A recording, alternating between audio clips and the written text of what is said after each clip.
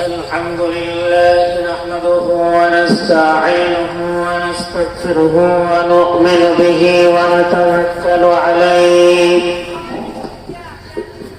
ونعوذ بالله من شرور أنفسنا ومن سيئات أعمالنا من يهد الله فلا مضل له ومن يضلله فلا هادي له ونشهد أن لا إله إلا الله وحده لا شريك له ونشهد أن سيدنا وسندنا وحبيبنا ومولانا محمدا عبده ورسوله الذي أرسل إلى الناس كافة بشيرا ونذيرا وداعيا إلى الله بإذنه وسراجا منيرا أما بعد فقد قال الله تعالى في كلامه المجيد وفي فرقانه الحميد أعوذ بالله من الشيطان الرجيم بسم الله الرحمن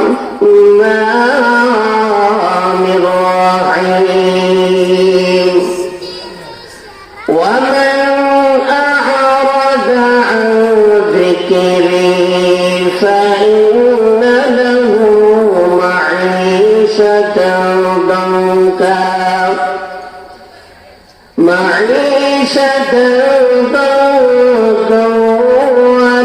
ونحشره يوم القيامة أعمى قال رب لم حشرتني أعمى وقد كنت بصيرا قال كذلك أتتك آياتنا فنسيتها وكذلك اليوم تنسى صدق الله العظيم عن جابر رضي الله تعالى عنه قال قال رسول الله صلى الله عليه وسلم القرآن شافع مشفع وماهل مصدق من جعل أمامه فأدفه إلى الجنة ومن جعل خلف ظهره فأساقه إلى النار أو كما قال النبي صلى الله عليه وسلم সাল্লাল্লাহু আলা সাইয়্যিদিনা ওয়া মাওলানা মুহাম্মদ ওয়া আলা আলিহি ওয়া আসহাবিহি ওয়া সাল্লাম সাল্লাল্লাহু আলা সাইয়্যিদিনা ওয়া মাওলানা মুহাম্মদ ওয়া আলা আলিহি ওয়া আসহাবিহি ওয়া সাল্লাম خلق ما أشرافهم فقد तेरी मेहरबानी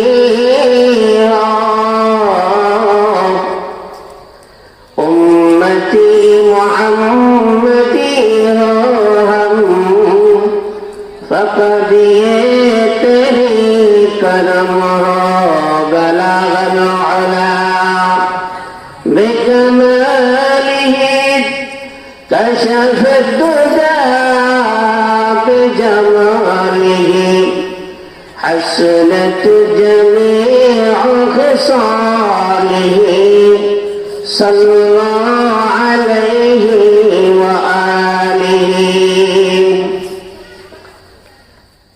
বিজেশ্বর চেয়ারম্যান পাড়া যুবকবৃন্দের উদ্যোগে বার্ষিক ইসলামী মহাসম্মেলনের অত্যন্ত শ্রদ্ধাভাজন সম্মানিত সভাপতি সাহেব জনাব রাশেদ মিয়া, সহসভাপতি জনাব মোহাম্মদ ফরহাদ হোসেন ভুইয়া সাহেব, উপস্থিত মুরব্বিয়ান নিজাম, যুবক ভাইরা, পর্দার আড়ালে অবস্থানরত আমার অত্যন্ত শ্রদ্ধেয় আবেদ সালেহা পর্দানিসীন মা ও বোনেরা, আলোচনা শুরু করার আগে আল্লাহ রাব্বুল আলামিনের দরবারে লক্ষ কোটি শুকর আদায় করি যে আল্লাহ তাআলা আমাদেরকে পছন্দ করে পৃথিবীতে বেহেশতের বাগান কোরআন হাদিসের মাহফিলে তিনি আমাদেরকে পছন্দ করে এখানে এসে বসার তৌফিকটুকু যে দান করেছেন, এই জন্য সকলেই অন্তঃস্থল থেকে শ্রদ্ধাজড়িত কণ্ঠে আবেগের সাথে কালিমাতুশ শুকর আদায় করি বলি আলহামদুলিল্লাহ। আমি আপনাদের সামনে পবিত্র কোরআন শরীফের 16তম পারায় সূরা তাহার 124 নম্বর এবং 25 নম্বর 26 নম্বর আয়াতে কারিমা তেলাওয়াত করেছি। আল্লাহ নবী বিশ্বনবী রাহমাতুল লিল আলামিনের লক্ষ লক্ষ হাদিস থেকে একটি হাদিস আপনাদের সামনে পেশ করেছি। আয়াত এবং হাদিসকে সামনে রেখে ইখলাসের নিয়তে কিছু কথা বলার চেষ্টা করব। আল্লাহ যেন আমাকে তৌফিক দান করেন এবং আপনারাও যেন ইখলাসের নিয়তে শ্রবণ করতে পারেন, সেই তৌফিক যেন আল্লাহ তাআলা দান করে বলে আমিন। আমি আপনাদের সামনে যে আয়াতে কারিমা তেলাওয়াত করেছি, এই আয়াতের মধ্যে আল্লাহ তাআলা আল্লাহর কাছ থেকে যারা মুখ ফিরে নেয় এবং আল্লাহর বিধিবিধানকে না মেনে পিছনে ফেলে দেয়,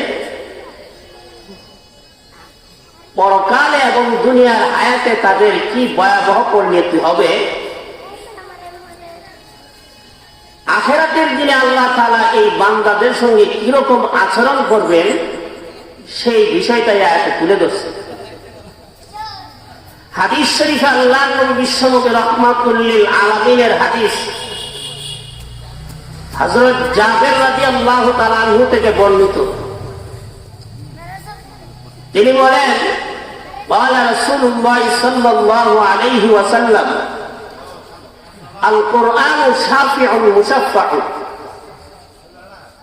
কোরআন এমন একটি গ্রন্থ, এমন একটি আল্লাহর পক্ষ থেকে নাযিলকৃত কিতাব, এই কোরআন হাসরের দিন যখন আল্লাহর কাছে কোনো বান্দার পক্ষ হয়ে সুপারিশ করবে, আল্লাহ তাআলা কোরআনের সুপারিশ করে ওই লোককে জান্নাতে দিয়ে দিবেন। একটু জবান করে বলি সুবহানাল্লাহ। আল কোরআন শাফিউন মুশাফফাউন, কোরআন সুপারিশ করবে, তার সুপারিশ গ্রহণ করা হবে। ওয়া মাহিলুন মুসাদ্দাকুন, কোরআন আল্লাহর সঙ্গে তর্ক করবে কোরআনওয়ালার পক্ষে, আল্লাহর সাথে বাকবিতণ্ড করবে, তর্ক করবে জান্নাতে নিয়ে যাওয়ার জন্য।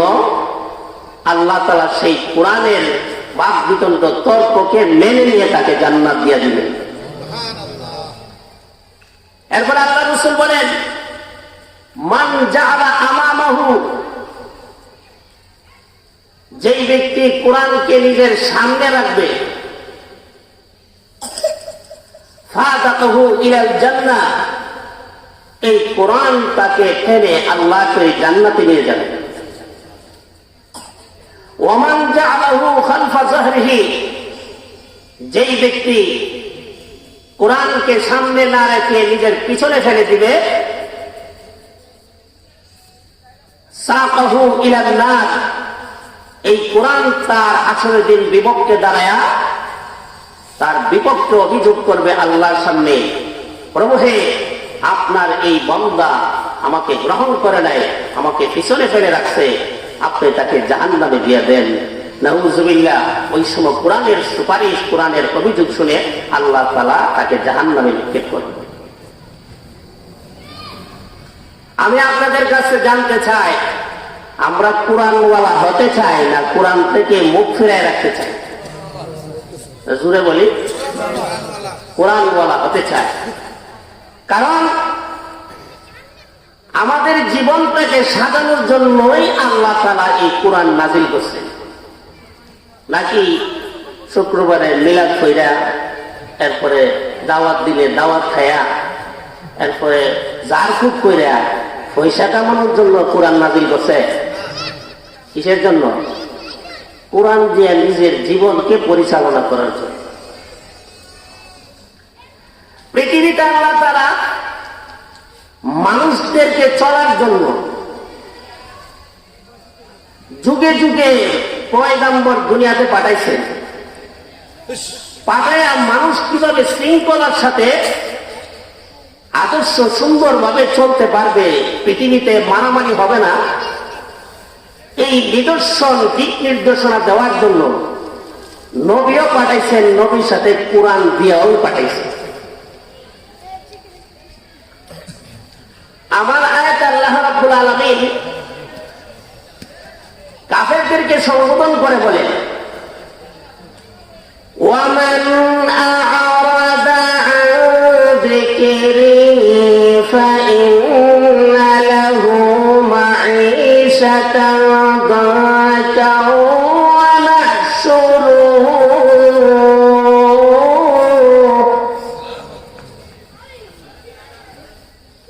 মান আ'রাদা, যে বিমুখ হয়ে যাবে, আন যিকরি, আমার জিকির থেকে, আমার স্মরণ থেকে,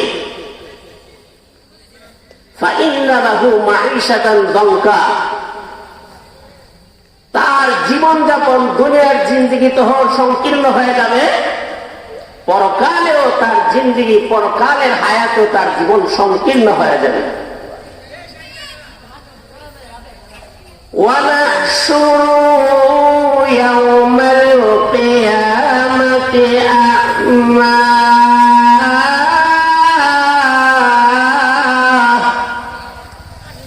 আর এই মানুষগুলোকে কিয়ামতের দিন আমি অন্ধ বানায়া উঠাইব।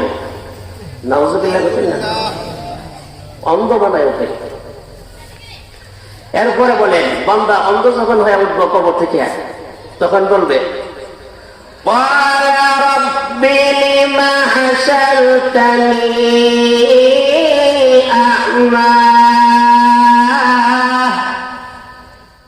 বলবে আল্লাহ তুমি আমার কেন অন্ধ বানায় উঠাইলে, আমি কি অপরাধ করছি? وَقَدْ كُنْتُ بَصِيرًا দুনিয়াতে তো আমি চোখ দিয়ে দেখতাম, আমার চোখ ছিল, আমি আপনার নিয়ামত সুন্দর পৃথিবী আমি দেখছি, এখন আমি কি দোষ করলাম আমার একটা অন্ধ বানায় উঠে? আল্লাহ তাআলা প্রতি উত্তরে জবাব বলবে قَالَ كَذَلِكَ أَتَتْكَ آيَاتُنَا فَنَسِيتَهَا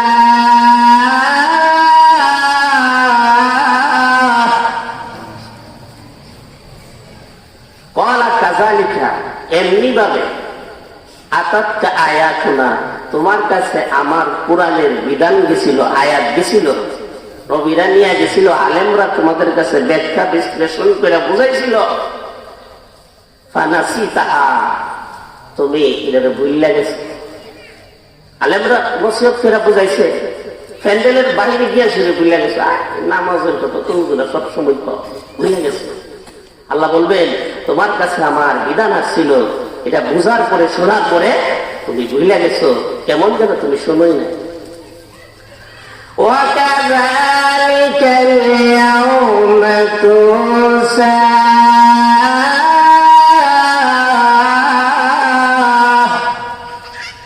রে বান্দা, তুমি যেইভাবে দুনিয়াতে আমার আয়াত আমার বিধান ভুলে গেছিলা, আমারও ভুলে গেছিলা, আজকের দিনে আমিও তোমার ওইভাবেই ভুলে গেছি। এখন তুমি অন্ত হয়ে উঠো আর চক্র হয়ে উঠো, এটা দেখার আমার টাইম নেই। তাহলে কি বুঝে? যারা এই কোরআন মানবে না, কোরআনের পথে চলবে না, তাদেরকে আল্লাহ তাআলা অন্ধ বানায় উঠে। এই আয়াতের ব্যাখ্যায় মুফাসসিরিন কেরাম লিখেছেন, ওমান আ'রাদা আন যিকরি আই খালাফা আমরি। তাফসীর ইবনে কাসিরের মধ্যে ইবনে আব্বাস রাদিয়াল্লাহু তাআলা আনহু এই আয়াতের ব্যাখ্যায় তুলে ধরছেন, মান আ'রাদা আন যিকরি আই খালাফা আমরি মা আনজালতু আলার রাসূলি। আমি আমার রাসূলের উপরে যা নাযিল করছিলাম কোরআন, এই কোরআনের বিধানের যারা খেলাফ করছে তারাই হইল আমার জিকির থেকে বিমুখ হয়ে গেছে।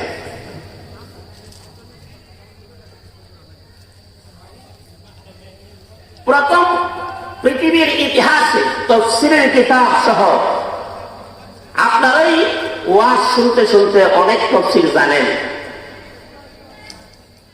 তাফসীরে বয়ানুল কোরআন হাকিমুল উম্মাহ মুজাদ্দিদ মিল্লাত শাহ সাফারি তামির রাহমাতুল্লাহি আলাইহি তাফসীর, এই তাফসীরের মধ্যে তিনি উল্লেখ করছেন সর্বপ্রথম আল্লাহর বিধানের যে বিরোধিতা করছিল, খালাফা করছিল, বিরোধিতা করছিল, সে হইল শয়তান। কে? কোন সময়? আদমকে যখন বানায়া আল্লাহ তাআলা বললেন তাই ফেরেশতারা তোমরা সিজদা করো।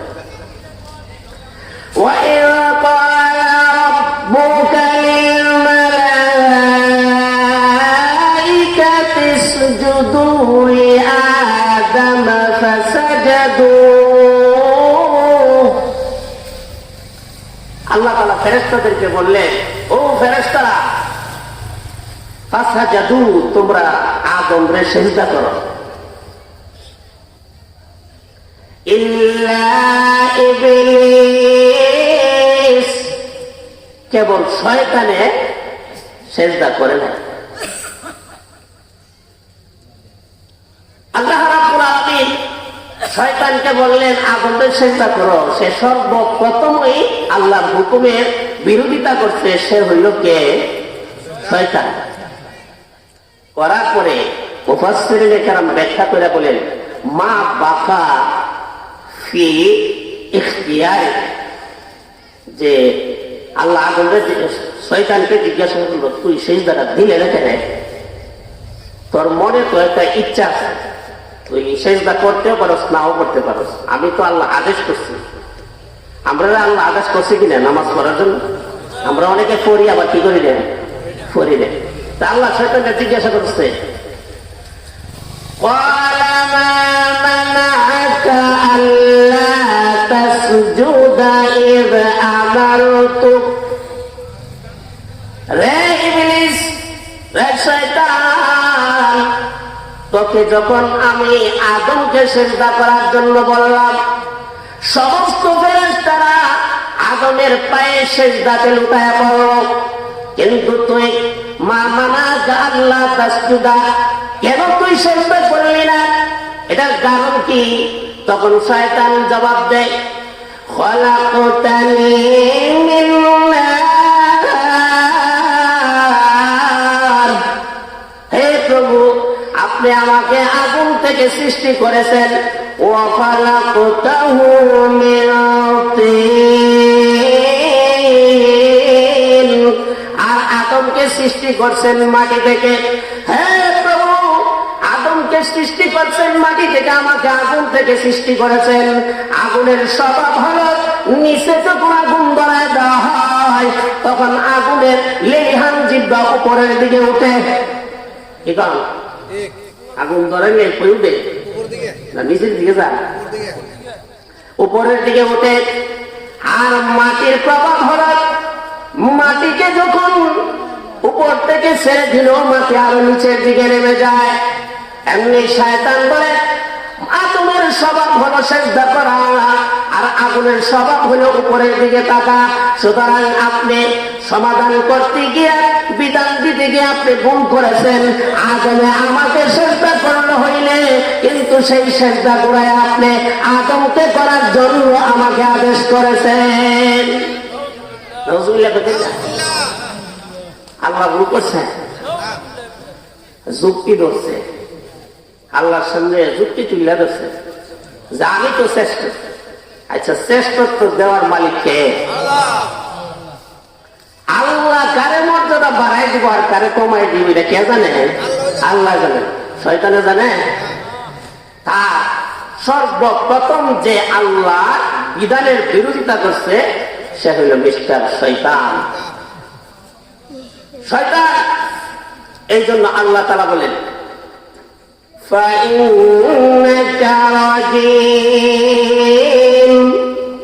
তুই আমার রহমতের দরজা থেকে বিতাড়িত হয়ে লাঞ্ছিত হয়ে বের হয়ে যা। এরপরে শয়তান লানতের তক্তা নিয়া, লানতের অভিশাপ নিয়া সে বের হয়ে আসে। তাহলে এক নম্বর শয়তানে আল্লাহর বিধানের কি করছে?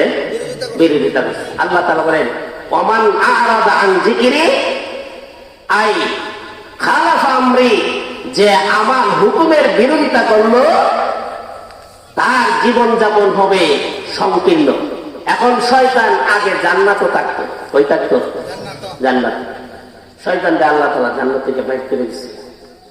এখন কি মনে করেন শয়তান শান্তিতে আছে? হ্যাঁ, শান্তিতে নাই।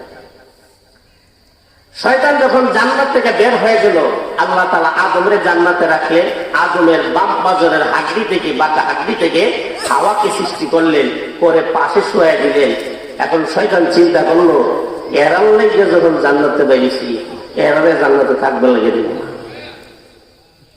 এরপরে দেখেন আল্লাহ তাআলা আদমরে হাওয়ারে বুঝাই দিচ্ছে, এ আদম হাওয়া, তোমাদেরকে কিন্তু ভিন্ন লোক আইসা পরামর্শ দিতে পারে, জান্নাত থেকে বের হয়ে একটা গাছ আছে, ওই গাছের ফল খাওয়ার জন্য।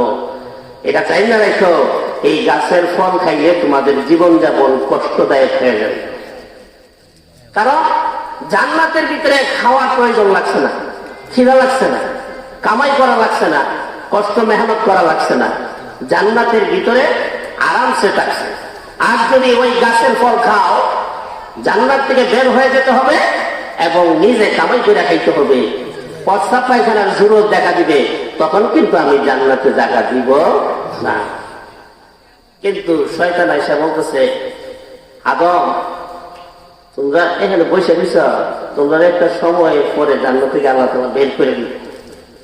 যদি চিরস্থায়ী জান্নাতে থাকতে চাও তাহলে এই গাছের ফলটা খাইতে হবে। শাজারাতুল খুলদ, চিরস্থায়ী জান্নাতে থাকার জন্য ফল খাইতে হবে। তাহলে শয়তানে যে ওয়াজ করতেছে এটা কি সত্য ওয়াজ না দুঃখা দিয়া জান্নাত থেকে বাইর করবার ষড়যন্ত্র? শয়তানের উদ্দেশ্য ভালো না খারাপ? এই জন্য মুসলিম শরীফের হাদিসের মধ্যে আল্লাহ রাসূল বলছেন, আম্মান তাখুযু দীনাকুম, তোমরা কার কাছ থেকে দ্বীনের জ্ঞান শিখতেছো ওই লোকটার আগে চিন্তা দাও। কারণ যদি বুঝো সে অবৈধ পথে চলাচল করে, হারাম পথে চলে, তার কথা শুনল না। শয়তান যেহেতু জান্নাত থেকে বঞ্চিত হয়ে বের হয়ে গেছে, সুতরাং তার কথা কি করে না শুনল না। কিন্তু শেষ পর্যন্ত আদম আলাইহিস সালাতু ওয়াস সালাম এবং হাওয়া আলাইহিস সালাতু ওয়াস সালাম দুজনেই আল্লাহর কথা না মাইনা শয়তানের দুখায় পড়ে ওই ফল খায় গেছে। খাওয়ার পরে এখানে আদম যে খাইছে আল্লাহকে নিষেধ করছে, আল আমরুলিল মুস্তাহাব, আল আমরুলিল মানদুব। এখানে আল্লাহ যে আদমকে নিষেধ করছিলেন এটা একটা পরামর্শ শুরু, যে এটা গাছের ফল খায় না। আর ইবলিসরে যে সেজদা করার জন্য বলছিল এটা ফরজ বিধান হিসাবে তাকে আদেশ করেছিল। এখন যদি কেউ কয় আল্লাহ তো কইছে আদম রে ফেরেশতা দিয়ে সেজদা করাইছে, আমরা বাবারে সেজদা করলে দুষ্টা কিটা? কি কর বাবার ভাব সেজদা দিলে দোষ কি? আল্লাহ তো আদম রে সেজদা দেওয়া ফেরেশতারা দিয়া, আমরা তো ফেরেশতা না, তাহলে আমরা তো মানুষ। তাহলে নবীর ভাব সেজদা দিলাম দোষ কি? ফিরের ভাব সেজদা দিলাম দোষ কি? খাবার ভাব সেজদা দিলাম দোষ কি? এই যুক্তি এখানে ঠিক খাবে না, কারণ সেটা ছিল আল্লাহর হুকুম আর এটা ছিল জান্নাতের ভিতরে, যেটা ঊর্ধ্ব জগতে। আর দুনিয়াতে আল্লাহ তাআলা বিধান করছে কোন মানুষের পায়ে কোন মানুষ সেজদা দিতে পারে। ভাই আমার, সাহাবায়ে কেরামের একটা জামাত ইরাকে ভ্রমণ করেছিলেন, সফরে গিয়েছিলেন। সেখানে গিয়ে দেখি তাদের একজন বড় লিডার নেতা, ওই নেতাকে লোকেরা সেজদা করতেছে, পায়ে চুমো খাচ্ছে, হাতে পায়ে চুমো খাচ্ছে, আর সেজদায় লুটিয়ে পড়ছে। সাহাবায়ে কেরাম ওই ইরাক থেকে এসে আল্লাহ নবীকে বললেন, ওগো নবীজি, আপনি তো আমাদের সর্বোচ্চ মর্যাদার স্থানের লোক, আপনাকে আমরা দিল থেকে মহব্বত করি, ভালোবাসি, আমাদের প্রাণ কুরবান করার জন্য আপনার জন্য আমরা প্রস্তুতে আছি। ওই ইরাকের লোকেরা যদি তারা তাদের সর্দারের পায়ে, তাদের নেতার পায়ে সেজদা দিতে পারে, ওগো নবীজি, আমরা কি আল্লাহ যিনি রহমাতুল লিল আলামিন হিসাবে দুনিয়াতে পাঠাইছেন, ওনার পায়ে সেজদা করলে কি কোনো দোষ আছে? আল্লাহ নবীর জওয়ান সাইরারে কোন মানুষ কোন মানুষের গোলামি করতে পারে না, কোন মানুষ কোন মানুষের পায়ে সেজদা দিতে পারে না, কোন মানুষ কোন মানুষকে নিজের মাথার মস্তক নত করে তাকে সম্মান করতে জানে না। সাহাবীরা রে, আমি যদি দুনিয়াতে কাউকে সেজদা করার জন্য বলতাম যে মানুষের পায়ে মানুষ সেজদা করার জন্য, তাহলে আমি সমস্ত স্ত্রীগণকে বলতাম, স্ত্রীরা তোমাদের যাদের স্বামী আছে তোমরা তোমাদের স্বামীর পায়ের সেজদা দাও, স্বামীর পায়ের নিচে সেজদা দেওয়ার জন্য বলতাম। তাহলে বোঝা যায় একজন স্ত্রীর সবচেয়ে সম্মানের জায়গা হইল কে? স্বামী। স্বামীকে সর্বোচ্চ সম্মানের মর্যাদার স্থানে রাখতে হবে। কিন্তু আমাদের দেশের মা বোনরা স্বামীরে ট্যাব ব্যাগটা দিয়ে পিছনে রাখে আর নিজে মার্কেটে সুইচ করে বলে, দেখো তোমার কোনটা পছন্দ, দেখো কিনে বেচারি দেখা কিনে বেসে ভাই টাকাটা দেবো। যেমন বোঝা যায় কর্মচারী এখন আসেনি, মনে আসেনি, আছে। যেই মহিলাগুলো স্বামীকে পিছনে রেখে নিজে সর্দারি করে মাতাবুরি করে স্বামীকে গোলামের মতন মনে করে, এই মহিলাগুলো দুনিয়াতেও শান্তি নাই, পরকালেও শান্তি নাই, তাদের ঠিকানা হবে জাহান্নাম। ভাই আমার, মা বোনদেরকে লক্ষ্য করে বলছি, আপনার স্বামী হলো আপনার সবচেয়ে সম্মানের সর্বোচ্চ স্থান। যেই মহিলা স্বামীর কথা মানবে পর্দা অনুযায়ী চলবে। আলমারআতু সাল্লাত খামসা, 5 ওয়াক্তের নামাজ যে মহিলা পড়বে, স্বামীর কথা মেনে চলবে, ওয়াহসানাত ফারজাহা, পর্দা মেনে চলবে, ওয়াসামাত সাহারাহা, রমজান মাসের রোজা রাখবে, ফাতাদখুলু মিন আইয়ি আবওয়াবিল জান্নাহ শাআ। আল্লাহর রাসূল বলেন, আসরের দিন, কিয়ামতের দিন এই মহিলাকে আল্লাহ তাআলা ডেকে বলবে, বান্দি রে, তুই আমার জান্নাতের দরজা হলো, গেট হইল 8টা, তুই যেই দরজা দিয়া, যেই গেট দিয়া প্রবেশ করার ইচ্ছা রাখবি, আমি আল্লাহ তোকে সেই গেট দিয়ে প্রবেশ করতে দিব। 8টা দরজা থেকে ফেরেশতারা স্বাগতম জানাতে থাকবেন, আসেন আসেন, এই গেট দিয়া ঢুকেন, যদি এই 4 কাজ কোনো মহিলা করে। কিন্তু আমরা দেশের মা বোনরা করেনি, আরো 22 বল দিয়া, পাম্পম দিয়া জামারে বিদেশ করে। আরে 5 বেড কান্দ লাগায় শহরের ইমাদত থেকে ইমাদত একটা ঘুরতি দেয়, আবার ইমাদত থেকে আবার ইমাদত আর একটা ঘুরতি দেয়। সারাদিন টাউন করে, সন্ধ্যার সময়টা যদি স্বামী বলে দিলে বাদ একটু গরম করে দাও না, সারাদিন আজেরা বইয়ে থেকে কিতাব দিলে বাদ গরম করলে চলে না। আর বিবি যদি চাকরি করে, আল্লাহ, যারা বিবি সরকারি চাকরি করে এরা কাছে দিল না। আমি নিজের চোখে দেখা, স্ত্রী প্রাইমারি স্কুলে চাকরি করে আর স্বামী কলেজে চাকরি করে, স্বামীও 50, বিবিও 30-40, বুঝেন না? এখন বেচারা সন্ধ্যার সময় গুড়া মাছ বাজারে দেখছে, ভালো লাগছে, খাইবার স্বাদ যাচ্ছে, বেটা বাজার থেকে দিলাম, মাছ নিয়েছে। আসার সাথে সাথে মাছের ব্যাগটা দেখে করেছে, কিরে তোর মাথার কিটা কোনো বুদ্ধি নেই, যাই কেমন আচরণ করতেছে, তোর মাথার কোনো বুদ্ধি টুদ্ধি নাই, তুই আমার কইলেরা তুলে লেতেছ, তুই মাছ আনছ, এখন তুই বানাইবে, নাহলে তোর সহ মাছ সহ করতে পারি কিন্তু। বেচারা বাধ্য হইয়া মাছের বিক্রি লিয়ে করতে বেরিয়ে ফেলছে, আয়া আবার আমার সামনেই বসে, কথা বুঝছেন? কারণ বিবি গরম দেখাইছে কেন? দুঃস্বামীরও আছে। এই বিবিরে, এই মহিলারে সকাল 9টা থেকে বিকাল 4টা পর্যন্ত স্কুলে ডিউটি করাইছে। এই বেচারি দুপুরে সিঙ্গারা আলু করি তাকায়, দুপুরে বেলা ডিউটি বেড়াইছে, বিকাল বেলা বিজির তো কিছু আরামের দরকার আছে কিনা? আরে আমরা সারাদিন মেহনত করলে, দৌড়াদৌড়ি করলে সন্ধ্যার সময় তো রেস্টের দরকার লাগে না? তাহলে মহিলারা তো আরো দুর্বল। এই মহিলা সারাদিন ডিউটি পালন করে আসছে আরাম করার জন্য, আবার ফাইভেরও পড়া, আসরের পরে এই ফাইভের আওয়াজ আমার তো মজা, ফাইভেরও পড়া, আর এই বেচারা ফাইভের পড়া না, তাহলে দিনের মেহনত আরো বেশি না? এই মাছ দেখতে বিবি এমন আচরণ করতেছে।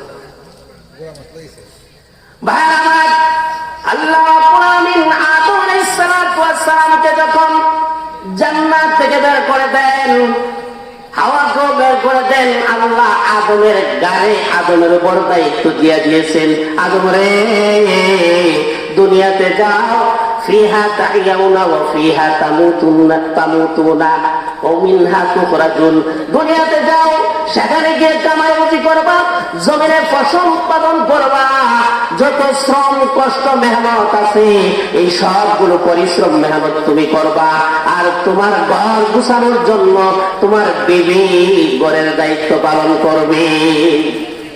এই জন্য কামাই রুজি করা পুরুষের দায়িত্ব, রাষ্ট্র চালানো পুরুষের দায়িত্ব, সমাজ চালানো পুরুষের দায়িত্ব, বিবিদেরকে জিনিসপত্র এনে দেওয়া পুরুষের দায়িত্ব, স্বামীর দায়িত্ব। এই অবস্থা থেকে যখন পুরুষ যখন নিজের দায়িত্ব নিজের বিবির কাছে দিয়ে দিয়েছে, পুরুষরা যখন নিজেদের সমাজের দায়িত্ব, মেম্বারি চেয়ারম্যানের দায়িত্ব মহিলার হাতে দিয়ে ফেলেছে, পুরুষরা যখন নিজের দায়িত্ব, দেশ চালানোর পরিচালনার দায়িত্ব যখন মহিলার হাতে দিয়ে ফেলেছে, তখন আল্লাহ রাব্বুল আলামিন বলে দিলেন, এই জাতির কোনোদিন শান্তি আসবে না। আদম তুমি তোমার দায়িত্ব পালন করবা, আর বিবি তার ঘরের ভিতরে দায়িত্ব পালন করবে। যদি এর ব্যতিক্রম চলো, স্বামী স্ত্রীর সংসারে শান্তি হবে না। এমন সরকারি চাকরিওয়ালা বউ পাইলে শ্বশুর শাশুড়ি বুঝতে হয় না, 500 বোনাস, বউ মাসে 50,000 টাকা রুজি করে। এই বউ যখন বাড়িতে আসে তখন শ্বশুর শাশুড়ির কিয়ামত চালাই। আপনারা বুঝ নিয়ে যে শ্বশুর শাশুড়ির খেদমত করবো দূরের কথা, এটার টাইম নাই। স্বামীকে বলে বাসা লোক শহর হেন তখন হেন থাকবো, অত চাইলাম মানে তো পছন্দ লাগে না, আমি তোমার সাইডে যেতাম না, বেচারা বাধ্য হইয়া শহর বাসা ভাড়া নিয়ে থাকে। ভাইয়ের আমার, যেই কথাটা আমি বলতেছিলাম, আল্লাহ রাব্বুল আলামিন বলেন আদমকে যখন আদেশ করলাম জান্নাত থেকে বের হয়ে ওই নিষিদ্ধ গাছের ফল খাবি না, আদম খেয়ে ফেললেন। দ্বিতীয় আল্লাহ হুকুম অমান্য করলেন আদম। এটা আল্লাহ তাআলা আদমকে পরামর্শ স্বরূপ বলেছিলেন এই নিষিদ্ধ গাছের ফল খেও না। যেহেতু দ্বিতীয়বার আল্লাহ তাআলার কথা আদম মানে নাই, এই জন্য আদমকে দুনিয়ার হায়াতে আল্লাহ দুনিয়াতে পাঠাইয়া দিলেন। আর পাঠানোর সাথে সাথে আদমের কষ্ট শুরু হয়ে গেছে। শুরু হয়েছে না? এখন আইসা কামাই রুজি করে আল্লাহ বলছে চাষাবাদ করো। আদম আলাইহিস সালাম গাছ এক দিক দিয়ে লাগায় যায়, আর এক দিক দিয়ে গাছের মধ্যে ফল দেবে। আমরা তো 6 মাস 3 মাস অপেক্ষা করা লাগে না? আল্লাহ তাআলা এত দ্রুতগামী ফলের ব্যবস্থা করেছিলেন, একটা গাছ লাগায় আর একটা গাছ যখন রোপণ করতে যায় সাথে সাথে ওই গাছ বড় হয়ে ফল ধরে। আদম আলাইহিস সালাম চাষাবাদ করবেন। আল্লাহ তাআলা বললেন ফেরেশতা জিবরাইলকে বললেন যাও জান্নাত থেকে গরু নিয়ে যাও। আদম আলাইহিস সালামকে গরু দেওয়া হলো। হাল চাষ করে গরুর জবান আল্লাহ তাআলা কথা বলার শক্তি দিয়ে রেখেছিলেন। আদম যখন গরুর গায়ে জোয়াল দিয়া যখন হাল চাষ করে, বারবার যখন গরুর গায়ে আঘাত করে, তখন গরু পিছনের দিকে তাকায়া বলে আদম রে আঘাত করিও না, বড় কষ্ট হয় এই লাঙ্গল টেনে টেনে যাইতে, আমাকে এইভাবে তুমি কষ্ট দিও না, আমার গায়ে আঘাত করিও না। এইভাবে যখন গার ঘুরাইয়া গরু যখন কথা বলতে শুরু করেছে, আদম আলাইহিস সালাম দেখে বলেন বাবা এই গরু আমাকে প্রতিবাদ করতেছে, নিষেধ করতেছে, তাকে দিয়ে আমি কেমনে চাষাবাদ করব? আল্লাহ তাআলা চিরদিনের জন্য গরুর জবান বন্ধ করে দিয়েছে। এখন থেকে আর গরু কথা বলতে করতে পারে?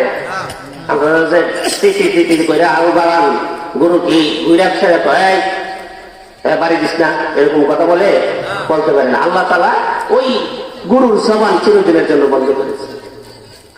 ভাইয়া আমার, দ্বিতীয় পর্যায়ে আল্লাহ তাআলা যখন আদমকে আদেশ করলেন, মানলেন না, তো দুনিয়াতে আসার পরে তার জীবন যেমন সংকীর্ণ হয়ে গেছে, কষ্টের মধ্যে পড়েছেন। এই জন্য আল্লাহ তাআলা বলেন ওয়ামান আ'রাদা আন যিকরি ফাইন্না লাহু মাঈশাতান দানকা।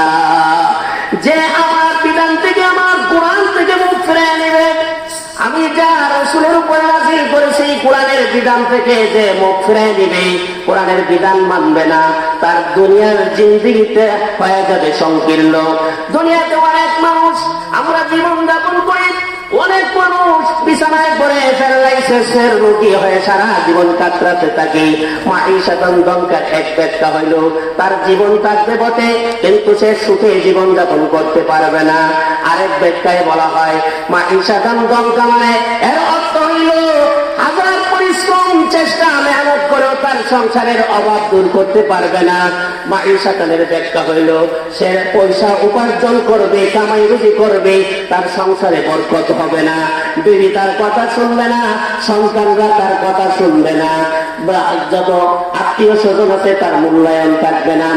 এইভাবে দুনিয়ার হায়াতে, দুনিয়ার জিন্দেগিতে সে চলাফেরা করবে বটে, তার সুপরিবারের মধ্যে কোনো শান্তি থাকবে না, স্বামী স্ত্রীর মিল মহব্বত থাকবে না, সন্তানগুলো কথা শুনবে না। এইভাবে দুনিয়ার জিন্দেগিতে কঠিন কঠিন রূপ দিয়ে আল্লাহ তাআলা বাঁচার মতন লোক হওয়া সত্ত্বেও কিন্তু বেঁচে থেকেও মরার মতন হয়ে জীবন যাপন করবেন। আল্লাহ পাক বলেন এই দুনিয়াতে থাকা তার জীবনটা সংকীর্ণ হয়ে গেছে। সেইভাবে বাঁচবে বটে, কিন্তু তার সংসারে কি থাকবে না? শান্তি থাকবে না। এরপর আল্লাহ তাআলা বলেন ওয়ানাহশুরু ইয়াওমাল কিয়ামাতি আ'মা, কিয়ামতের দিন তাদেরকে আমি অন্ধ বানায় উঠাইব। দঙ্কা শব্দে হযরত আবু হুরায়রা রাদিয়াল্লাহু তাআলা আনহু বলেন মাঈশাতান দঙ্কা, দুনিয়ার জীবন সংকীর্ণ হয়ে যাবে, সুখ শান্তি থাকবে না, আরাম পয়সা উপার্জন করবে, সুদের লেনদেন করবে, সুদ খাইবে, সমাজে ঘুষ খাইবে সরকারি করতে গিয়া। এই ঘুষের টাকা সুদের টাকা করে আসার কারণে ঘরের ভিতরে শান্তি থাকবে না। আরেকটা ব্যাখ্যা করেন, সুদে মাঈশাতান দঙ্কা এর অর্থ হইল মাঈশাতান দঙ্কা আইবাইয়াকু কবরহু, ওই ব্যক্তি দুনিয়াতে কষ্ট করবে, মারা যাওয়ার পরও তার কবরটাকে আল্লাহ সংকীর্ণ করে দিবেন। আল্লাহ রাহমাতুল লিল আলামিন বলেন, যেই ব্যক্তি দুনিয়াতে কোরআন থেকে মুখ ফিরিয়ে নেবে, কোরআনের বিধান মানবে না, কোরআনের তেলাওয়াত করবে না, কোরআন শিক্ষা গ্রহণ করবে না, কবরে যাওয়ার সঙ্গে সঙ্গে ওই কবরটাকে সংকীর্ণ করে দেওয়া হবে। আল্লাহ নবী বলেন, গুনাহগারকে কবরে রাখার পরে কবরটা ডান দিক থেকে তার দৃষ্টির সীমা যতটুকু যায় সেই পরিমাণ দূরে চলে যাবে, আর বাম দিক থেকে দৃষ্টির সীমা যত দূরে যায় এর চেয়ে আরো বেশি দূরে চলে যাবে। এত দূর থেকে কবরের পার গুলো ফেরেশতারা বলবেন, হুকুম করবেন, ওই দুই পার এমন ভাবে স্পিডে আসতে থাকবে, আইসা ওই কবরের লোকের গায়ের মধ্যে এমন ভাবে চাপ মারবে। আল্লাহর রাসূল বলেন, ওই চাপের কারণে তার এক পাজরের হাড় আরেক পাজরের ভিতরে, এই হাতের এক হাতের আঙ্গুল যেমন আরেক হাতের ভিতরে এইভাবে প্রবেশ করবে, ঠিক তদ্রুপ ভাবে তার পাজরের হাড্ডিগুলো ভেঙে চুরমার হয়ে এক পাজরের হাড্ডি আরেক পাজরের হাড্ডির ভিতরে এইভাবে ঢুকে যাবে। ওয়াসাল্লাত আলাইহি কবরু, তার কবরের মধ্যে আল্লাহ তাআলা নিয়োজিত করে দিবেন 96 হাইয়াতান, 99টা সাপ তার কবরের মধ্যে নিয়োজিত করবেন। ওয়া কুল্লু হাইয়াতিন সাবআতুর উসিল, প্রত্যেকটা সাপের মাথা থাকবে 7টা করে। 99টা সাপ তার কবরের ভিতরে দিয়ে দিবে, আর প্রত্যেকটা সাপের মাথা থাকবে 7টা করে। একদিক থেকে 3টা, আরেক দিক থেকে 3টা মুখ, আর সামনে থাকবে আরেকটা মুখ। মা বোনদের জায়গা করা হয়েছে জনাব মৌসুমিয়ার বাড়িতে, আপনারা সেখানে পরিবেশ করা আছে, সেখানে গিয়ে বসে। ভাইরা, আল্লাহ নবী বলেন, হযরত আবু হুরায়রা বলেন, রাসূল বলেছেন, গুনাহগার নাফরমান কুরআন তেলাওয়াত করে নাই, কোরআনের বিধান অনুযায়ী চলে নাই, কোরআনের তাফসিরে যায় নাই, কোরআনের মজলিসে বসে নাই, আলেমদের সঙ্গে উঠা বসা করে নাই, কোরআনের বিধানগুলো বলার পর মানে নাই, ওই ব্যক্তি মারা যাওয়ার পরে কবরটা যখন সংকীর্ণ করে দেওয়া হবে, সাল্লাত আলাইহি কবরিহি, তার কবরের মধ্যে নিয়োজিত করে দেওয়া হবে 66 হাইয়াতান, 99টা সাপ। ওয়া কুল্লু হাইয়াতিন সাবউর উসিল, 7টা করে মাথা থাকবে। আল্লাহর রাসূল বলেন, সাহাবীরা, একটা সাপ যদি একবার কামড় দেয়, কিয়ামত পর্যন্ত ওই সাপের বিষ প্রতিক্রিয়া তার শরীরে চলতেই থাকবে। আরেক হাদিসে আল্লাহর রাসূল বলেন, সাপটা এমন ভাবে তাকে কামড় মারবে, হাতের মধ্যে কামড় দিবে এমন ভাবে, একটা উটকে ঘাস দেওয়ার পরে উটটা যেমন ঘাসটাকে, গরুটা যেমন ঘাসটাকে চাবাইতে চাবাইতে একবারে ফেনা তুলে ফেলে, জরা জরা করে ফেলে, রাসূল বলেন, সাহাবীরা, গুনাহগারকে কবরে রাখার পরে ওই সাপে যখন তার একটা মুখ দিয়ে দংশন করবে, তার হাতটাকে যখন কামড় দিবে, তার হাতটা আঙ্গুলের মাথা থেকে বগল পর্যন্ত কামড়াইয়া এমন ভাবে গরু যেমন ঘাস খাইলে চিবাইতে চিবাইতে তাকে ফেনা তুলে ফেলে, তার হাতটাকে সাপে কামড়াইয়া এইভাবে ফেনা তুলে ফেলবে। কি মনে করেন আরাম হইব? কি কষ্ট হবে? রাসূল বলেন, দুনিয়াতে যদি একটা সাপ একবার যদি শ্বাস নিতে পারত, মাথা বের করে পৃথিবীতে যদি একবার শ্বাস ফেলতো, কিয়ামত পর্যন্ত এই জমিনের উপরে আর কোনো গাছ গজাইত না। এত কষ্টদায়ক হবে। নবীজি বলেন, সাহাবীরা, কবরের চিন্তা করো, কবরের ভয় করো। এমন এই সাপ, 7 মাথা বিশিষ্ট 7টা 99টা সাপ নিয়োজিত করা হবে। মুফাসসিরিনে কেরাম বলেন 99টা সাপ কেন দিবেন, এর চেয়ে কম দিলে তো পারতেন, বেশি দিতে তো পারতেন। 99টা কেন বললেন? ইমানের শাখা 99টা। অথবা মানুষে অপরাধ গুলো করে থাকে, অনেক মানুষ আছে সতে কথা বলে 100 কথার ভিতরে 99টা কথা তার মিথ্যা থাকে। শয়তান গ্রুপের মানুষগুলো, শয়তানি মানুষগুলো যারা রাজনীতি করে, রাজনীতির মঞ্চে বেড়া বলে আগামী বছর এটা দিব ওইটা দিব, কিন্তু নির্বাচন পাস হওয়ার পরে তার আর কোনো খবর থাকে না। লোকেরা জিজ্ঞাসা করে আপনারা বলছিলেন দিবেন, কয়টা রাজনীতির মঞ্চে দাঁড়ায় বলি, পরে আর থাকে না। কইটা এই মৃত্যুকদেরকে, এই মিথ্যাবাদীদেরকে, মানুষকে আশ্বাস দিয়ে যারা মিথ্যা কথা বলে, এই সমস্ত লোকদেরকে কবরে এই সাপ তাদেরকে দংশন করতে পারে। এরপরে আল্লাহ রাসূল বলেন তার কবরটার ভিতরে 99টা সাপ দেওয়া হবে, এবং সে যদি কোরআনের আমল না করে থাকে, কোরআনের তেলাওয়াত না করে থাকি, তাহলে সরাসরি জাহান্নাম থেকে একটা ছিদ্র তার কবরে দিয়ে দেওয়া হবে। ওই জাহান্নামের আগুনের উত্তাপ, জাহান্নামের লেলিহান আগুন তার কবরের ভিতরে প্রবেশ করবে, তাকে পুড়ে ছারখার করে ফেলবে।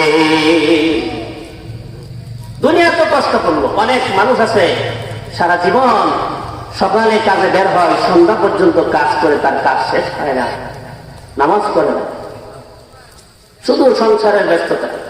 আল্লাহ রাসূল বলেন যে আল্লাহর হুকুম বাদ দিয়া শুধু দুনিয়া কামাইয়ের জন্য ব্যস্ত হয়ে থাকবে, আল্লাহ তাআলা তার দুনো হাতে এত কাজ দিয়া দিবে, সে কাজের কারণে সে আরাম রেস্ট করার সময় পাবে না।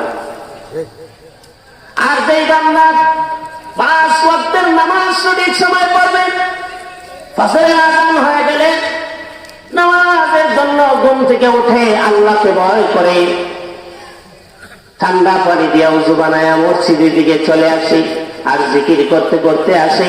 আল্লাহ রাসূল বলেন ঘুম থেকে ওঠার পরে যখন সে ওযু বানাইতে থাকে, আমার রহমতের ফেরেশতা তার দিকে তাকায় বলে দেখো আল্লাহকে সে কত ভয় করে, আল্লাহকে কত মানে, আল্লাহকে ভয় করে আরামের বিছানা ছেড়ে দিয়ে মসজিদের দিকে রওনা হয়েছে। ফেরেশতারা তার জন্য ইস্তেগফার করতে থাকে, আল্লাহর কাছে আবদার করতে থাকে, প্রভু গো এত গভীর রাতেও আপনার এই বান্দা কোন করে শীতের মধ্যে উযু বানায়া আপনার ঘরের দিকে রওনা হয়ে গেছে। আল্লাহ তখন ডাক দিয়ে বলেন ফেরেশতারা রে, তুমি সাক্ষী থাকো আমি আল্লাহ রাব্বুল আলামিন তার প্রতি কদমে হাজার হাজার নেক দিয়ে দিলাম। মসজিদের দিকে যখন রওনা দেয়, প্রতি কদমে কদমে আল্লাহ তাআলা হাজার হাজার নেক দিয়ে দেন। আল্লাহ রাসূল বলেন শুধু নেক দিয়েই তিনি শেষ করে দেন না, এই বান্দা গতকাল সারাদিনে যত গুনাহ হয়ে গেছিল বলে আল্লাহ তাআলা প্রতি কদমে তার একটা করে গুনাহ মাফ করে দেন। আল্লাহ রাসূল এক হাদিসে বলেন কোন লোককে যদি তোমরা দেখো ইয়ামশিনা ইলাল মসজিদ, মসজিদের দিকে যাতায়াত করতে আসা যাওয়া করতে থাকো, সাহাবীরা রে তোমরা সাক্ষী দিতে পারো এই বান্দা আল্লাহর তৈরি জান্নাতে যাবে। যেই লোক মসজিদে আসা যাওয়া করে, মসজিদে যাতায়াত করে, তাহলে তোমরা এইটাই এই লোকটারে দেখা রাখো সে হইল জান্নাতি। কিন্তু দুঃখের বিষয় হলো আমরা মসজিদে যাই না, বিভিন্ন বাউলা গান, মেলা, আড্ডা, ওই বাদঘর পার্কে, রসুলপুর পার্কে গিয়া করি, আজান হয় হাইয়া আলাস সালাহ, কল্যাণের দিকে আসরি মুমিন, কিন্তু মুমিন ওখানে গুনার কাজে লিপ্ত হয়ে আছে। ফেরেশতারা তখন আফসোস করে বলে আল্লাহ তোদেরকে এত সম্মান দিল, সমস্ত প্রাণীর মধ্যে তোদেরকে শ্রেষ্ঠত্ব দান করলো, তোদের সৌভাগ্য আর জীবনের আয়েশ আরাম আল্লাহ তাআলা ইবাদতের মধ্যে রাখছেন, সেই ইবাদতের জন্য আহ্বান করা হচ্ছে, তোরা কেমন নাফরমান হইলি, আজকে মসজিদে যাস না। সূরা মুলুকের মধ্যে আল্লাহ তাআলা বলেন কুল্লামা উলকিয়া ফিহা ফাওজুন সাআলাহুম খাযানাতুহা যখন মুখ উল্টায়া জাহান্নামের মধ্যে নিক্ষেপ করবে ফেরেশতারা, ওই সময় ফেরেশতারা জিজ্ঞাসা করবে, কুল্লামা উলকিয়া ফিহা ফাওজুন সালাম খাযানাতুহা আলাম ইয়াতিকুম নাযীর। জাহান্নামীরা, তোদের কাছে কি কোন সতর্ককারী আসে নাই? কোন নবী পয়গম্বর যায় নাই বোঝানোর জন্য? তোদেরকে কাছে কোন আলেম বুঝাইতে যায় নাই? নামাজ পড়ার জন্য কি তোদেরকে বলে নাই? হক হালাল পথে চলার জন্য কি তোদেরকে তারা বুঝাই নাই? তখন তারা বলবে, সালাম খাযানাতু আলাম ইয়াতিকুম নাযীর ক্বালু বালা ক্বাদ জাআনা নাযীর। আমাদের কাছে সতর্ককারীরা এসেছিল, আলেমরা বুঝাইছিল, বাদশা ছাড়া বুঝাইছিল নামাজ পড়, আমাদেরকে এইভাবে হাতে ধরে পায়ে ধরে বুঝাইছিল, কিন্তু আমরা বুঝতে পারি নাই। তখন তারা বলবে, আমাদেরকে বুঝাইছেন, হুজুররা অনেক বুঝাইছেন, লাউ কুন্না নাসমাউ আও নাআকিলু, যদি আমরা দুনিয়ায় থাকা অবস্থায় তাদের কথাগুলি শুনতাম, আও নাআকিলু, যদি বুঝতাম, কান দিয়া শুনছিলাম আর অন্তর দিয়া যদি ভালো করে বুঝতাম, মা কুন্না ফি আসহাবিস সাঈর। যদি দুনিয়াতে আলেমদের কথা শুনতাম, ওলামায়ে কেরামের কথা শুনতাম, পীর বুজুর্গদের কথা শুনতাম, নবীদের কথা শুনতাম, মা কুন্না ফি আসহাবিস সাঈর, আজকে এই জ্বলন্ত আগুন জাহান্নামের ভিতরে আমরা আর কোনোদিন আসতাম না। আমরা তাদের কথা যদি শুনতাম, মানতাম, তাহলে এই আসহাবুস সাঈর, এই কঠিন জাহান্নামের ভিতরে আজকে আসতাম না। আরে তাই আল্লাহ তাআলা আখের দিন বলবেন, ফেরেশতারা জিজ্ঞাসা করবেন, মা সালাকাকুম ফি সাকার। জাহান্নামীরা, এই জাহান্নাম, সাকার নামক ভয়ঙ্কর জাহান্নামের মধ্যে তোরা কেন আসলি? তখন তারা বলবে, লাম নাকু মিনাল মুসাল্লিন,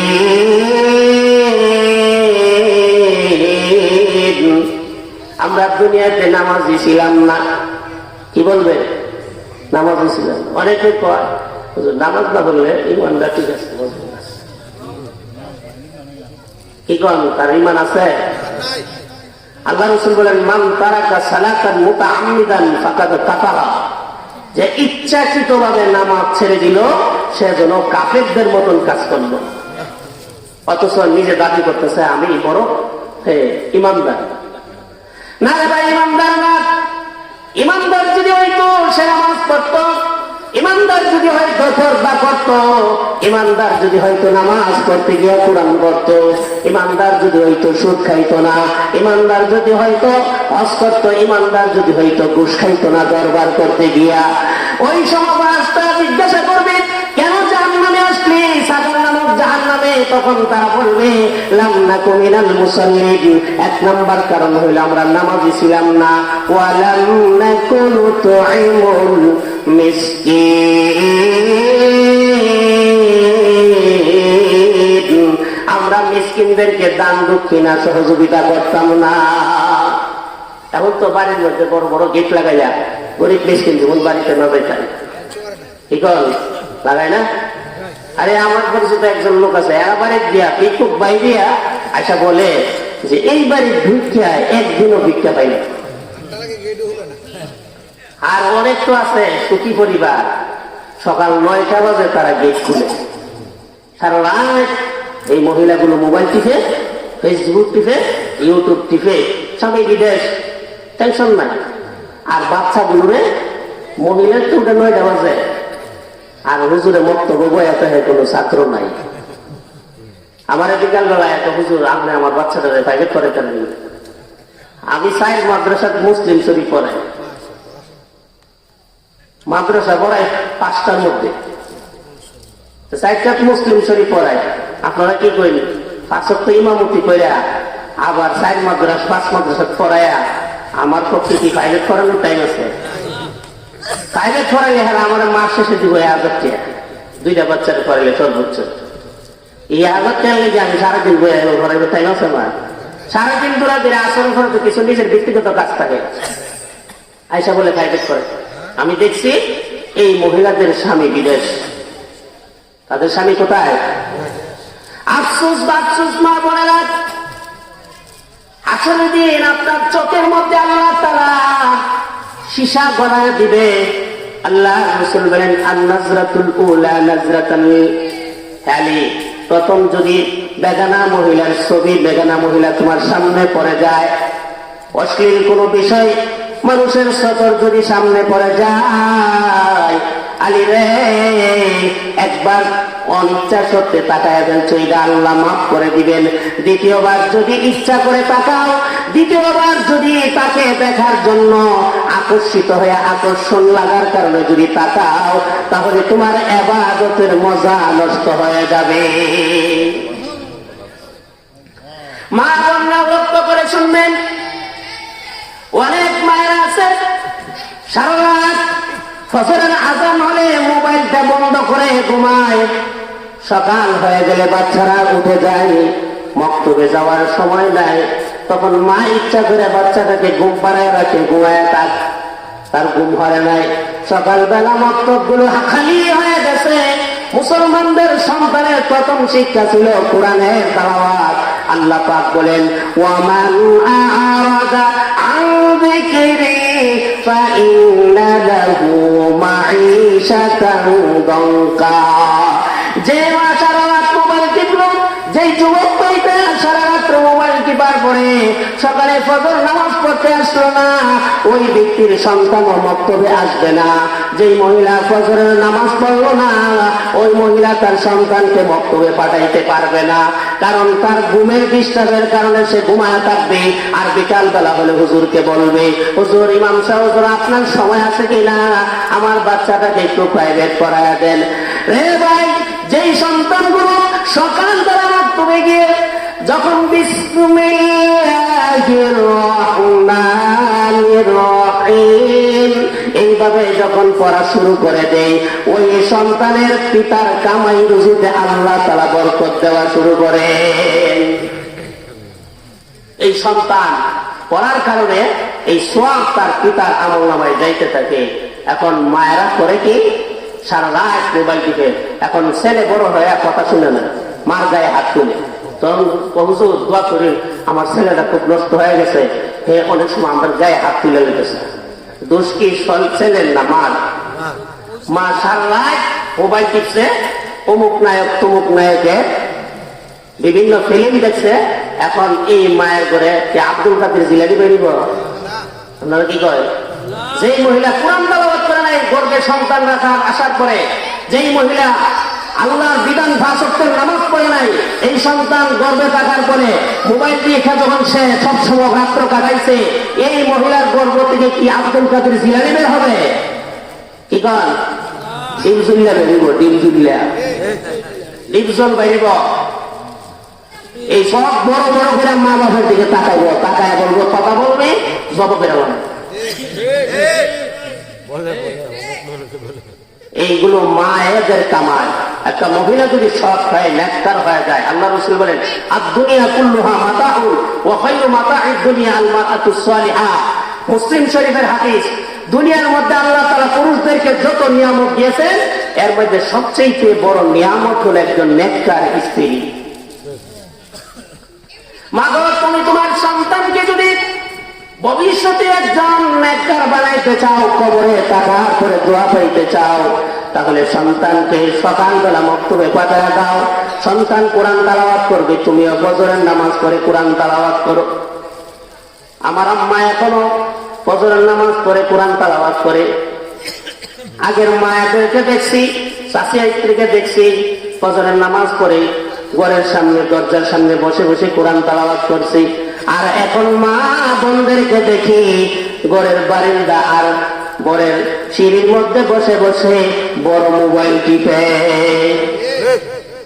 আর জামাইরে কোন দিয়া তো, হ্যাঁ, এরা ঘরের বাবিরে তা 1 লাখ টাকা মোবাইল কিনে দিছে, আর তুমি একটা কোটি মোবাইল দিয়ে রাখছো, এটাই যখন চলে। কবি না। এরপরে বেচারা তো বিদেশ থাকে, বেরি মোবাইল চালাইতে চালাইতে ব্রিটিশ হয়ে গেছে, এখন মেসেঞ্জার চালায়। মেসেঞ্জার চালায়া একজনের সুন্দর ছবি দেখছে ছেলে, একটা টিপ দিয়ে লাইক দিছে, দিছে পরে সেখান থেকে উত্তর আইছে, মাই নেম ইজ অমুক Keramat Ali, how are you? তখন তাই উল্টালে I am fine thank you, এই কথা বলে। মেসেজ দিতে দিতে জামাই পয়সা রুজি করে বিদেশ থেকে আর বাংলা পরিশ্রম করে রাতকে রাত মনে করে নাই, রাতকে দিন মনে করে কষ্ট করে কামাই করে পয়সা দিছে। আর এই ঈদের সময় বিদের বয়ফ্রেন্ডে 30 আরে শার্ট প্যান্ট কিনে দেয়, জামাই কে দিয়ে কি কিনা দেয়? Shirt pant. আর হিলাও একটু বাইশ দিবা হয়ে যায়, 30 পিস 14 পিস 15 পিস কিনে দেয়, দিয়া এই লাগছে। শেষে দেখা যায় কি স্বামীর 10 ভরি স্বর্ণ, 5 ভরি স্বর্ণ, 3 লাখ 5 লাখ টাকা নিয়ে স্বামীর সংসার ছেড়ে মহিলা উদাও হয়ে যায়। তার নিজের জীবনটাও ধ্বংস, স্বামীর জীবনটাকে ধ্বংস করে দিয়ে গেছে, সন্তানগুলির জীবনকে ধ্বংস করে দিয়ে গেছে। এই জন্য মা বোনরা যদি সতর্ক হয়, মা বোনরা যদি নেককার হয়, একটা পরিবারের ভিতরে আল্লাহর ওলির জন্ম হবে। এই জন্য মা বোনের আমার, আপনারা লক্ষ্য করে শুনবেন, আপনারাও কোরআনের তেলাওয়াত করবেন, তাসবিহ পড়বেন, জিকির পড়বেন, 5 ওয়াক্তের নামাজ পড়বেন। তাহলে আল্লাহ তাআলা যে বলছেন মাঈশাতান দঙ্কা, দুনিয়ার জীবনে কষ্ট উপার্জন কষ্ট করতে হবে না, কবরে যাওয়ার পরে সাপ বিচ্ছুর কামড় খেতে হবে না, কিয়ামতের মাঠে অন্ধ হয়ে আল্লাহ তাআলা উঠাবেন না। যখন এই গুনাহগার লোকেরা কবরে যাবে, যাওয়ার পরে কিয়ামতের মাঠে যখন উপস্থিত করা হবে, ক্বালা রাব্বি লিমা আশারতানি আ'মা, বলবে তো বলে দুনিয়াতে আমি চোখ দিয়ে দেখতাম, এখন যে দেখি না। আল্লাহ রাব্বুল আলামিন আরেক আয়াতের মধ্যে বলেন ইন্নাস সামাআ ওয়াল বাসারা ওয়াল ফুআদা কুল্লু উলাইকা কানা আনহু মাসউলা।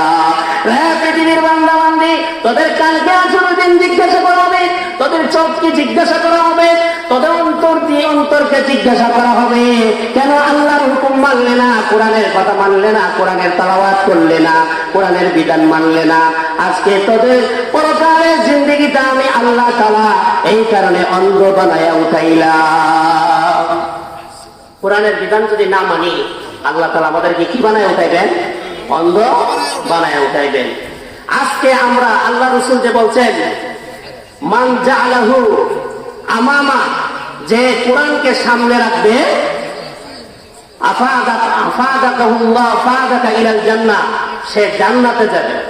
ওমান জাআলাহু খালফা যাহরিহি, কোরআনকে যে পিছনে রাখবে, আসাকাহু ইলান নার, সে জাহান্নামে যাবে। এখন আমরা কোরআনকে পিছনে রাখছি না সামনে রাখছি? জোরে বলেন, সামনে না পিছনে? পিছনে। কেন? আমাদের রাষ্ট্রীয় বিধান কোরআন, রাষ্ট্রের সংবিধান কি কোরআন? হ্যাঁ, সমাজের নেতৃত্ব কি কোরআন দেয়া দেয়? সমাজের বিচার কার্যক্রম কি কোরআন দেয়া করে? তাহলে রাষ্ট্র কোরআন ছাড়া, সমাজও কোরআন ছাড়া, শুধু বক্তব্য এবং বক্তব্য কোরআন ছাড়া। আল্লাহ রাব্বুল আলামিন বলেন, যেই জাতি কোরআনকে পিছনে রাখবে, যেই গোষ্ঠী কোরআনকে পিছনে রাখবে, রাষ্ট্রীয় সংবিধান যতদিন পর্যন্ত কোরআনকে তারা না করবে, এই জাতির কোনোদিন শান্তি আসবে না। আর এই জাতি হাসরের দিন আল্লাহর কাঠ গোড়ায় দাঁড়া করা হবে। এই জন্য কোরআনকে সামনে রাখার দরকার আছে না নাই? আপনারা চান যে এই দেশের রাষ্ট্রীয় সংবিধান কোরআন হোক? চাইলে এবং মেহনত করতে হবে। করার পরে যদি রাষ্ট্রীয় সংবিধানে কোরআন না আসে, আমরা এই পাপ থেকে আল্লাহ তাআলার কাছে মুক্তি পাবো। আর যদি চেষ্টাও না করি, এটাকে সমর্থন না করি, তাহলে হাসরের দিন আমরাও অন্ধ হয়ে উঠছি। এই জন্য আল্লাহ তাআলা বলছেন, তোমরা আমার কোরআনকে যদি না মানো, কাযালিকা আতাতকা আয়াতুনা ফানাসিতাহা, তুমি যখন দুনিয়াতে আমার কোরআনের বিধানকে ভুলে গেছো, মক্তবা বাচ্চা বাড়াইছো না, নিজেও কোরআন পড়ছো না, তো আমিও তোমার আজকে ভুলে গেলাম। ওয়াকাযালিকা আল-ইয়াওমা তুনসা, আজকে তোমাকে এরকমই বলা হবে। সুতরাং ভুলে গেলে আমাদের আর বাঁচার কি নাই, উপায় নাই। ঠিক আছে? এখন যারা, আমি এই 2টা কথা বলে শেষ করে দিব।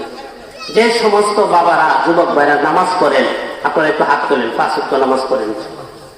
5 ওয়াক্ত নামাজ পড়ে যারা, আপনারা নামাজের আগে গিয়ে কিছু সময় কোরআন তেলাওয়াত করবেন আর হাত নামায় নেন, অথবা নামাজ পড়া হইলো কিছু সময় কি করবেন, কোরআন তেলাওয়াত করবেন। আর বাচ্চাদেরকে গুরুত্ব দিয়ে সকালবেলা মক্তবে পাঠাইবেন। যদি না পাঠান এই সন্তান হাসরের দিন আপনার বুকের উপর পা রেখে সে জাহান্নামে যাবে, বলবে আল্লাহ আমার মা বাবা আমার কোরআন শিখাই নাই, কোরআনের বিধানও মানে নাই, এই জন্য আগে আমার মা বাপরে এখানে রাখে, তার বুকের উপর পাড়া দিয়ে সে জাহান্নামে যাবে। চিন্তা করছে? এই জন্য নিজে কোরআন পড়বেন, বিবিকে কোরআন পড়ার জন্য বলবেন এবং বাচ্চাদেরকে কোরআন শিখাবেন। শিখাবেন তো ইনশাআল্লাহ? কে কে মক্তবে নিজের বাচ্চাকে পাঠাবেন? হাত তুলেন। সবাই পাঠাবেন? হুজুর আমার কাছে অভিযোগ দিচ্ছে, হুজুর মক্তবে বাচ্চা নাই, আমি শুধু বসে বসে গুটুর মুটুর করে সময় কাটাই। তাহলে আপনারা বুঝা গেল আপনারা পছন্দ মতো করেন। যেই পরিবারের ছেলে, যেই পরিবারের স্বামী স্ত্রী নামাজ পড়ে, ফজরের নামাজ পড়ে, এই বাচ্চা অবশ্যই মক্তবে আসবে। আল্লাহ তাআলা আমাদের সকলকে যা কিছু বলা হইলো আমল করার তৌফিক দান করুন। আপনাদের অনেক সময় নষ্ট করে গেছি, অনেক কষ্ট দিয়েছি, আর হুজুর এসে বসে দিয়েছে, আমার জন্য আপনারা দোয়া করবেন। এই মাহফিলটা যুবকরা অনেক কষ্ট করে, আপনারা মুরব্বীরাও আছে, সকলের জন্য দোয়া করবেন। ওমা আলাইনা ইল্লাল বালাগ। আসসালামু আলাইকুম।